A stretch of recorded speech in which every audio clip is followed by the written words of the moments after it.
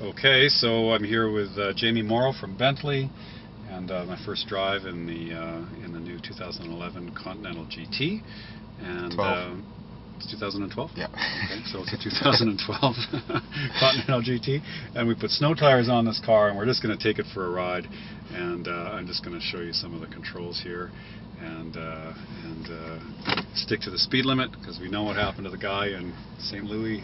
Fox News busted him when he was having too much fun with his Lamborghini, so we're not going to do that. Anyway, so driving impressions of the car. Well, first of all, if you have a Continental GT already, this is going to be pretty familiar. This car is fantastic on the snow and ice. So we're stopped here. It's 20 below zero, and we have snow tires on the car, and I can put my foot in it, and it might as well be dry.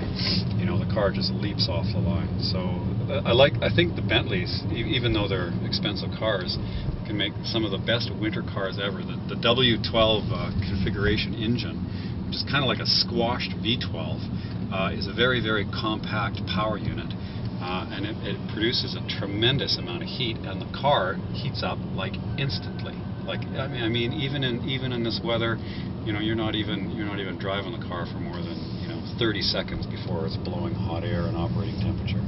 Combine that with 5,000 pounds and four-wheel drive and the latest generation and stability control, and the double glazed windows and so on, and it's a very, very comfortable place to be, kind of totally isolated from the outside world. So I've never driven this car before. It's the first time, and I'm noticing that the sound is a little bit different. The different engines have different, with the firing orders and so forth, of different pulses that come through the exhaust, and some of the engines are more melodic than others. You know, so like some V10s, for instance, don't sound very good. And this engine is a little bit more pleasing than the old one. I can't really put my finger on it, but it's a quieter car, and it seems a little bit more refined in terms of noise, vibration, and harshness, and so on. Not that the old one wasn't, because it was, but this is just a very slight improvement. The interior architecture is a little bit crisper than the old one, and there's beautiful soft touch surfaces. Just about, I think something like 85% of the interior of this car is covered with leather, and everything you touch from the driver's seat, or everything you see, has got a beautiful, I think they came up with a new pad underneath the leather, so it has a more luxurious touch to it. This car has the black piano wood, but of course with a Bentley you have almost an infinite number of choices, combining different color combinations for the upper and lower dash and carpets, etc. And you can basically pick any piece and make it any color you want. The navigation system is a huge improvement. The old Continental would have debuted in 03 as an 04 model, which meant they would have had to lock in the electronics in 01 or 02. So, there's almost a decade of development in electronics, and things, with phones and everything changes so quickly. So we get a beautiful three-dimensional touch screen nav system, and an intuitive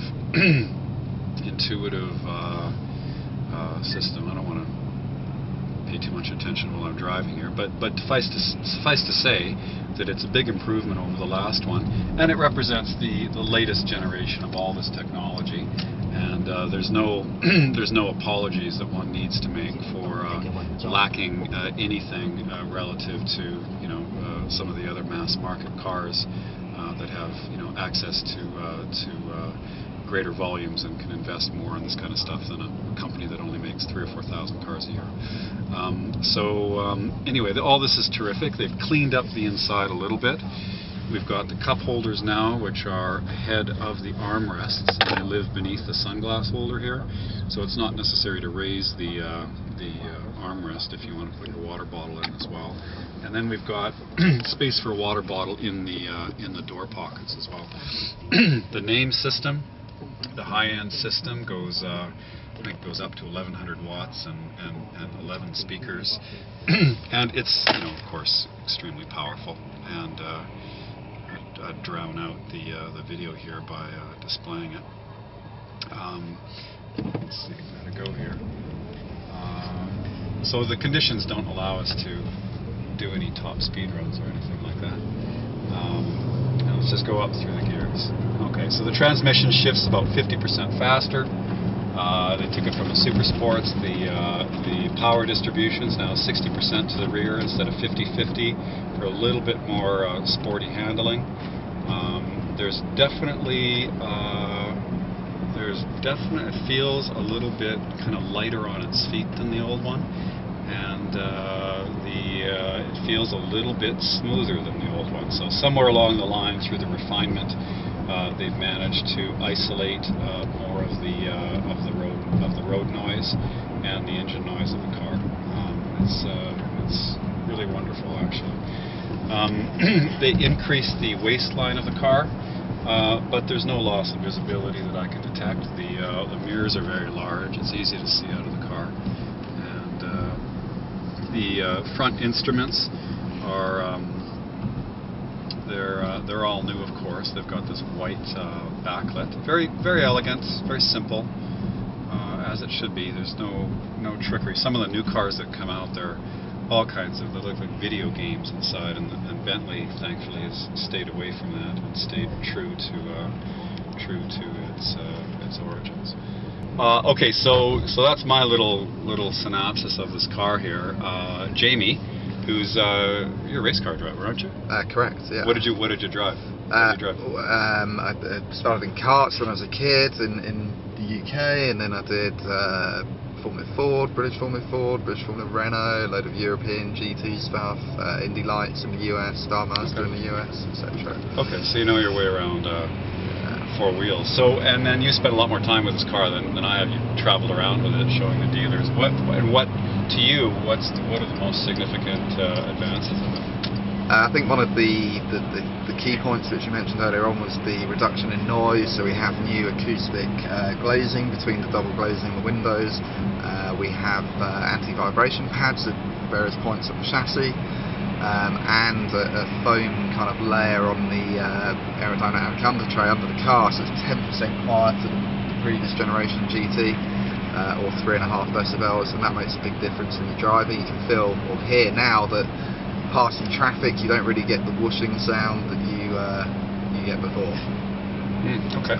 And what about, do you notice the extra power and the extra torque and it's a bit lighter and it's a bit faster? Yeah, that's right. So 143 pounds lighter, more power, so 567 brake horsepower, more torque, 516 pounds-feet of torque. And we get peak torque at 1700 RPM. So that's hilarious. Peak torque at 1700 RPM, yeah. 500. Because normally there's some other V12 cars out there, but they're not. But they're normally aspirated, so their peak torque is at 3,000 or 4,000 RPM. That's right. So this thing is like right off idle. It just pulls like a train. Yeah. And we have a fairly unique torque curve as well, whereby it's a flat line from 1700 RPM pretty much to the rev limiter. So we have that peak torque all the way through the rev range, which gives it that very kind of Bentley driving experience, easy power. We don't have to rev to get the power. And what are the numbers now? 0 to 100 in 4.6 and 198 miles per hour top speed. So 318 or so. It's amazing, huh? 5,000 pound car that goes over 300 kilometers an hour. And yet, you can still put winter tires on it and drive it in 20 below weather like a luxury car. So I don't know of any other car. It's got a big trunk. You can fit 4 people in it. You can just drive around and go get your groceries. You can plow through a snowdrift. The suspension system is, latest generation of adjustable dampers. And that's a valving and the shock what changes, right? Or is it exhaust the valving? Okay, so it changes many times a second or whatever, and then you can raise and lower the height of the car. So you can drive it just as a car, just as a super luxurious car around the city. Have good traction. Have in the winter it warms up right now, and beautiful interior and beautiful sound system, etc. Or you can, in controlled conditions, you can take the car over 300 kilometers an hour. So it's an amazing piece of engineering. and a lot of mechanical development, aerodynamic development, all that stuff that allows one car to do all of those things. So, and there's lots of fancy cars out there, lots of beautiful cars. I don't know of another car that combines all the abilities of this one, though. This one does, I think, everything really well.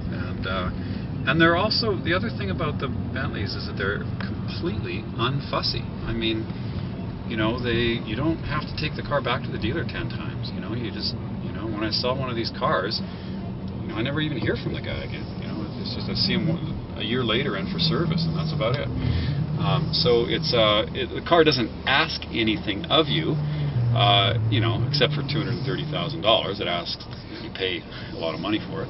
But sometimes you pay a lot of money and you get a big headache. And with the Bentley, you don't. You know, you buy one of the finest cars in the world, and they rarely give any trouble, and it does everything well. And the owners of these cars really like them. Many times I've heard it's the best car they've ever had. So that's our brief description of this new Continental. Thanks for Jamie for coming from the UK.